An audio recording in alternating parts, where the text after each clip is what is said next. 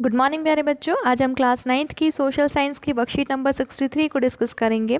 बेटा ये आपके हिस्ट्री के चैप्टर 1 फ्रांसीसी क्रांति से रिलेटेड है, रिवीजन करेंगे। तो बेटा चैप्टर से रिलेटेड वर्कशीट्स को पहले डिस्कस कर चुके हैं, तो उसी से रिलेटेड यहाँ पर कुछ क्वेश्चंस दिए गए हैं जिनको हमें सॉल्व करना है। सो लेट्स स्टार्ट बच्चों। बेटा हमारा फर्स्ट क्वेश्चन है, फ्रांस के प्रथम 2 स्टेट को जन्म से मिलने वाला कोई एक विशेषाधिकार लिखें। तो हमने ये पढ़ा है इस वर्कशीट को, इस चैप्टर को करते हुए, कि जो प्रथम 2 स्टेट थे उनको जन्म से ही विशेषाधिकार मिला था कर में छूट का, जो टैक्स था उन्हें नहीं देना पड़ता था बच्चों। तो इसका आंसर है बच्चों, फ्रांस के प्रथम 2 स्टेट को कर में छूट का विशेषाधिकार प्राप्त था।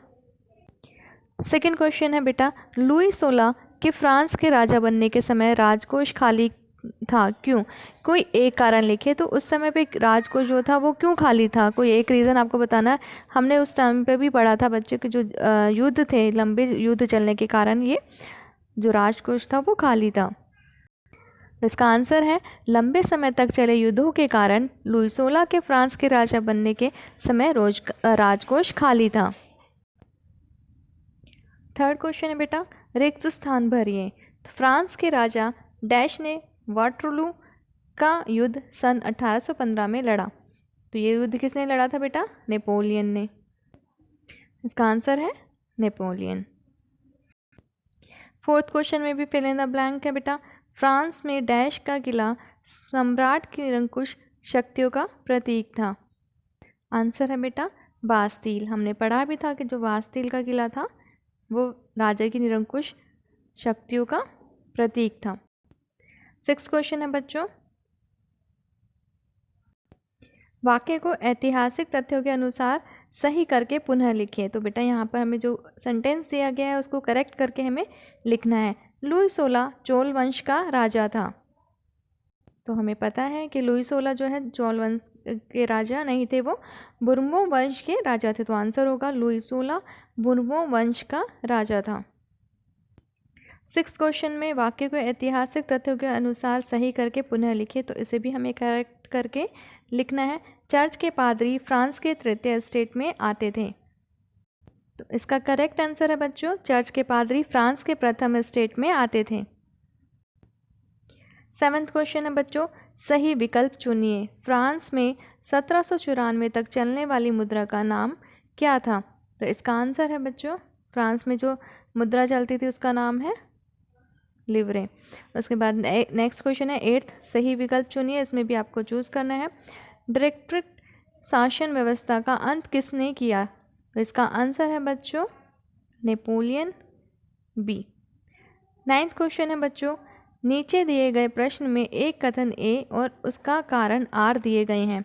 इन वाक्यों को पढ़कर सही विकल्प का चयन कीजिए। तो यहाँ पर हमें 2 वाक्य दिए गए हैं ए और आर, उनको पढ़ के नीचे कुछ ऑप्शंस दिए हैं बच्चों, उनमें से हमें चूज़ करना है।